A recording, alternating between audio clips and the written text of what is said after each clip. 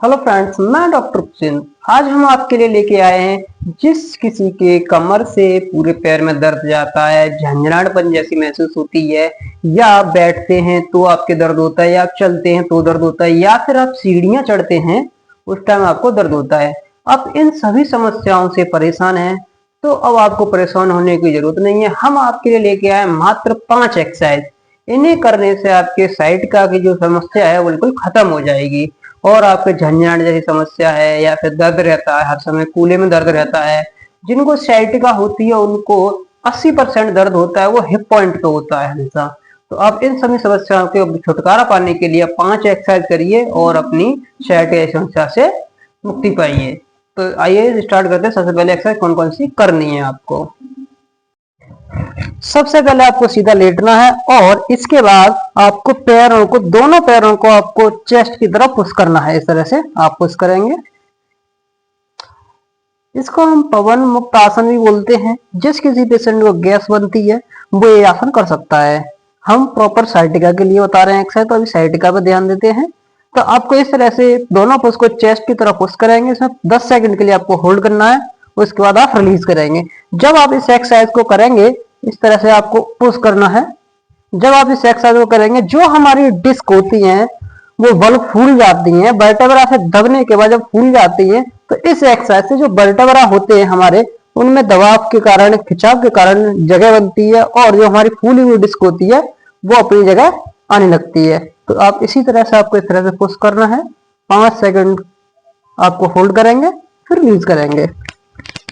शुरुआत में आप 5 सेकंड करिए, फिर 1 से 2 दिन बाद इस एक्सरसाइज को आपको 10 सेकंड का होल्ड करना है। इस एक्सरसाइज को कम से कम आपको 20 रैप करनी है। इसके बाद आपको सेकंड एक्सरसाइज में क्या करना है, जिस पैर में समस्या है उस पैर को आपको सीधा इस तरह से स्ट्रेच करना है और पंजे को अपनी ओर खींच के रखना है। इसको आपको 5 सेकंड के लिए होल्ड करना है, फिर रिलैक्स करना है। शुरुआत में आपको 5 सेकंड होल्ड रखना है, फिर 2 से 3 मिनट बाद इस एक्सरसाइज को 10 सेकंड होल्ड करके करना है। इस तरह से पंजे को अपनी ओर पूरी खिंचाव करेंगे। अगर आपका पैर पूरा नहीं सीधा उठ रहा है, घुटने से तिरछा नहीं जाना चाहिए, बिल्कुल सीधा स्ट्रेट होना चाहिए। अगर आप इस तरह से नहीं कर पा रहे हैं तो आप किसी टॉवल के जरिए से पंजे को अपनी ओर स्ट्रेच कर सकते हैं, जिससे आपका पंजा बिल्कुल स्टेबल रहेगा। इस एक्सरसाइज के आपको 20 रैप करने हैं और सुबह शाम दोनों टाइम करनी है। इसके बाद हम आपको तीसरी एक्सरसाइज बताते हैं। तीसरी एक्सरसाइज किस तरह से करनी है। तीसरी एक्सरसाइज है, इसमें आपको बैठ के करना है। इसको आपको इस तरह से पैर को पकड़ना है और इसको धीरे धीरे आप रोटेट कीजिए। पहले कम से कम 20 से 25 बार इसको रोटेट करेंगे। इसके बाद आपको इसी कंडीशन पे आपको पैर को ऊपर की तरफ, चेस्ट की तरफ इसको पुश करना है। इस कंडीशन पे आपको तिरछा नहीं बैठना है, बिल्कुल स्टेबल बैठेंगे सीधे और चेस्ट की तरफ इसको धीरे धीरे पुश करेंगे। आपको 10 सेकंड आपको होल्ड करना है, फिर उसके बाद रिलैक्स करना है। फिर दोबारा से सेम आपको ये कंडीशन आप पैर पकड़ने की देख लीजिए। जो हमारा पंजा होता है वो दूसरी वाली कोनी पे आएगा और जो हमारा नी है वो इस वाले हाथ की कोनी पे आएगा। तो आपको इस तरह से उसको खिंचाव देना है। जब आप इस तरह से खिंचाव देंगे, जो हमारे वर्टेब्रा होते हैं उनमें दबने के कारण डिस्क फूल जाती है। जब वर्टेब्रा पर खिंचाव आता है तो जो हमारी फूली हुई डिस्क है तो वो रिलीज होती है और हमारी दबी हुई नसों में आराम मिलता है। तो इस एक्सरसाइज को आपको कम से कम 20 से 25 बार करना है।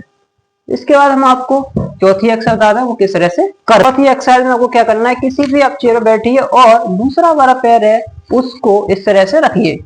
फिर आपको क्या करना है, इस वाले जो हमारी सciatica वाली समस्या है इस पैर में है, उसी पैर को आपको इस तरह से पकड़ के जो हमारा शोल्डर है उसकी तरफ आपको अपोजिट साइड पुश करना है। जब आपको इस तरह से पुश करेंगे तो इस सेकंड में कम से कम 10 सेकंड आप होल्ड करेंगे, उसके बाद इसको रिलीज करेंगे। जब आप ये एक्सरसाइज इस तरह से पुश करेंगे तो जो हमारे हिप पे 80% दर्द होता है वो इस एक्सरसाइज से बिल्कुल रिलैक्स आ जाएगा। इसमें गलत नहीं करना है कुछ भी। आप कुछ लोग इधर खींचेंगे, इधर नहीं खींचना, हमेशा अपोजिट साइड खींचना है। इस पैर को अपोजिट साइड। अगर आपको इस पैर में दिक्कत है तो इसको इस साइड खींचना है। कोई भी एक्सरसाइज गलत तरीके से नहीं करनी है। जो आपको समझ में नहीं आए उसे आप हमारे व्हाट्सएप नंबर पूछ सकते हैं और प्रॉपर तरीके से एक्सरसाइज करनी है। इसके बाद लास्ट एक्सरसाइज, 5वीं एक्सरसाइज, तो हमारी 5वीं लास्ट एक्सरसाइज है। उसमें क्या करना, आपको पैरों को इस तरह से बिल्कुल सीधा रखना है और उसके बाद आपको इस तरह से ऊपर की तरफ उठना है।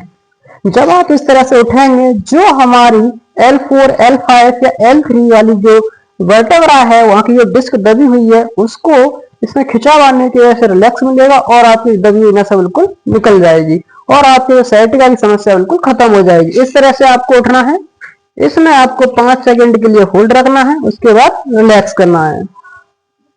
फिर दोबारा से इस तरह से उठना है।